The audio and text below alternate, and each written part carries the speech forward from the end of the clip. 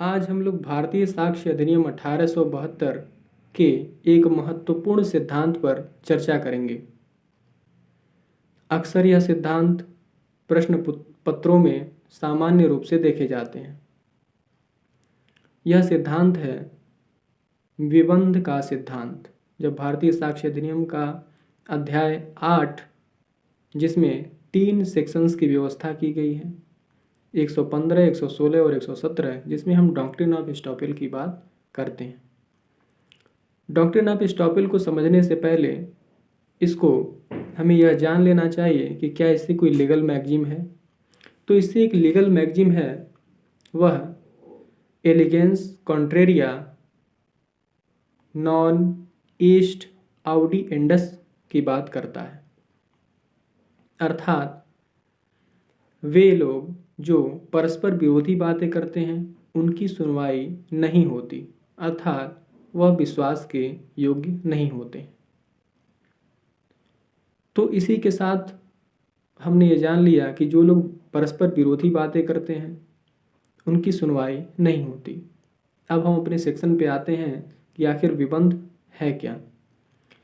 तो जो doctrine of estoppel है, एस्टॉपेल शब्द है वह एक लैटिन शब्द है। इसको अंग्रेजी में स्टॉप शब्द से कह सकते हैं। स्टॉप स्टॉप का मतलब होता है रोकना। अर्थात अगर हम तो विबंध का मतलब होता है रोकना।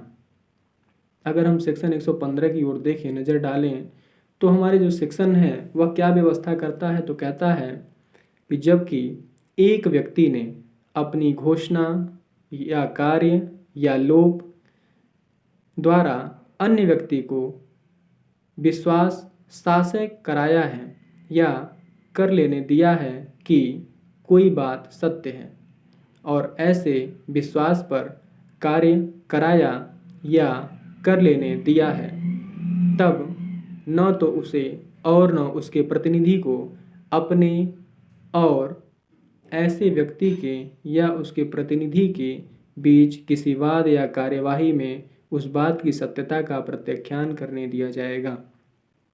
देखिए, बेयर की भाषा कठिन है। इसको सरल शब्दों में हम जाने तो हमारा धारा 115 कहता है कि अगर किसी व्यक्ति ने किसी व्यक्ति को अपने आचरण द्वारा, अपनी वचन द्वारा किसी बात का विश्वास दिलाया है या विश्वास कर लेने दिया है, और उस व्यक्ति के बातों पर विश्वास करते हुए, उसके आचरण पर विश्वास करते हुए अगर दूसरे व्यक्ति ने अपनी स्थिति में कोई परिवर्तन कर लिया है, तो उस प्रथम व्यक्ति को अब अपनी बातों से मुकरने नहीं दिया जाएगा। अर्थात अगर एक उदाहरण में हम बात करें तो जैसे क नामक व्यक्ति ने ख नामक व्यक्ति से अपने मकान को बेचने की प्रस्तावना की,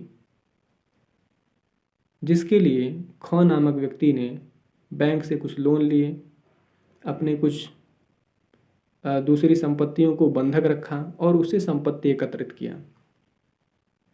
लेकिन जब संपत्ति अंतरित करने की बारी आई तो क नामक व्यक्ति मुकर जाता है और वह कहता है कि जितने में मैंने करार किया था अब मैं उतने में संपत्ति नहीं बेचूंगा, या फिर मेरा संपत्ति बेचने का मूड बदल गया है। तो उस क नामक व्यक्ति को जिसने ऐसा प्रस्थापना किया था, जिसने ऐसा बेचने का करार किया था, उसको अपनी बातों से मुकरने नहीं दिया जाएगा। अर्थात अब उसे अपनी संपत्ति उसी मूल्य पर ख नामक व्यक्ति को बेचनी होगी। तो यही है डॉक्ट्रिन ऑफ एस्टॉपेल। अब डॉक्ट्रिन ऑफ एस्टॉपेल की अगर हम बात करें तो डॉक्ट्रिन ऑफ एस्टॉपेल कई प्रकार के होते हैं। इसके प्रकार में भारतीय साक्ष्य अधिनियम में कहीं कोई व्यवस्था नहीं की गई है, लेकिन हम जब धारा 116 और 117 पढ़ते हैं तो उसमें कुछ प्रकारों का हमें पता चलता है। जैसे कुछ ऐसे प्रकार हैं जिसे हम कह सकते हैं कि अभिलेख द्वारा विबंध, विलेख द्वारा विबंध, आचरण द्वारा विबंध, स्वीकृतियों द्वारा विबंध और वचन द्वारा विबंध। तो जहाँ हम अभिलेख द्वारा विबंध की बात करते हैं, उसके लिए हमारी जो भारतीय साक्ष्य अधिनियम की धारा 40, 41, 42, 43 और 44 है, ये जो है विबंध किसकी बात करता है? ये अभिलेखों द्वारा विबंध की बात करता है। भारतीय साक्ष्य अधिनियम की धारा 40 से लेकर के 44 तक अभिलेखों द्वारा विबंध की बात करता है। वहीं विलेख द्वारा विबंध यानी estoppel by deed. Estoppel by deed का मतलब होता है कि जब दो व्यक्ति एक दूसरे से करार करते हैं, लिखित करार करते हैं, तो इसे हम क्या कहते हैं कि विलेख द्वारा विबंध।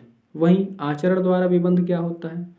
स्टॉपेल बाय कंडक्ट, यानी कि जब कोई व्यक्ति अपने आचरण द्वारा किसी अन्य को किसी बात का विश्वास कराता है और उसकी बातों पर, उसके आचरण पर विश्वास करके कोई अन्य व्यक्ति अपनी किसी स्थिति में परिवर्तन कर लेता है, तो उस प्रथम व्यक्ति को, जिसने अपने आचरण से किसी अन्य को ऐसा विश्वास दिलाया था या विश्वास कर लेने दिया था, उसे अपनी बातों से मुकरने नहीं दिया जाएगा।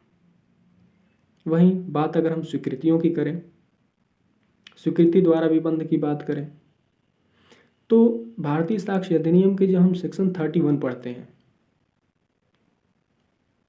तो वहाँ पर इसकी व्यवस्था की गई है। वहाँ पर कहा गया है स्पष्ट रूप से कि स्वीकृतियाँ